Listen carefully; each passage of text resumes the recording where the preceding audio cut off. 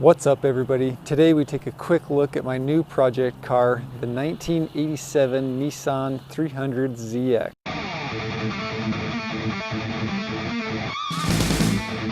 So I bought this car off Craigslist for $500. The lady was selling it. She said it ran when she parked it, but it's been sitting for 15 years.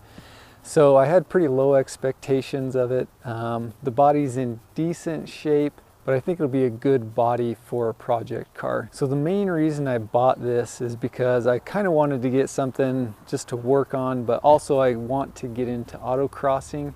I think this will be a good car to do that with. You see a lot of the 240Z and the 280Z cars that people have done LS swaps on. They look like pretty fun little project cars, and I've always liked the styling of those cars. However, if you start looking at the prices of those, I think they've been coming up recently. When I was looking around, I only saw one 240Z for sale, and all it was just a body, no drivetrain, nothing, and the body wasn't even in that great of a shape, and it was like 2,500 bucks. Like I say, this one was 500 bucks, so it's quite a bit cheaper. It's not necessarily my favorite styling out of the Nissan Z cars, but for 500 bucks I can live with it. Probably the only car that I dislike the styling on more is this same one, but the 2+2 model. So what they've done on those 2+2 models is they extend the roof back a little bit, and I don't know, it just looks a little bit odd to me and not quite as sleek as this model. So one drawback to this car compared to the 240 or the 280Zs is going to be the weight. When I looked online, these are rated at like 3,200 pounds. I think the 240Z and the 280 are closer to like 2,800 pounds. I'm not exactly sure how accurate those numbers are online, and I'm sure it varies just from car to car a little bit. Eventually I'll try to get this thing weighed and see what it actually weighs. So these came with two different engines. This one is the base model, which is a 3-liter V6 that's supposed to have 160 horsepower. They did have a turboed V6 version.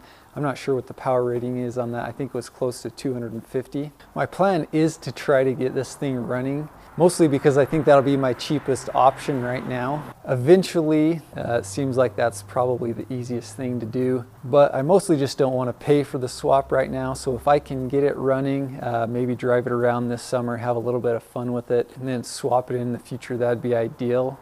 But if I can't get it running, maybe I'll just start working on the swap right away.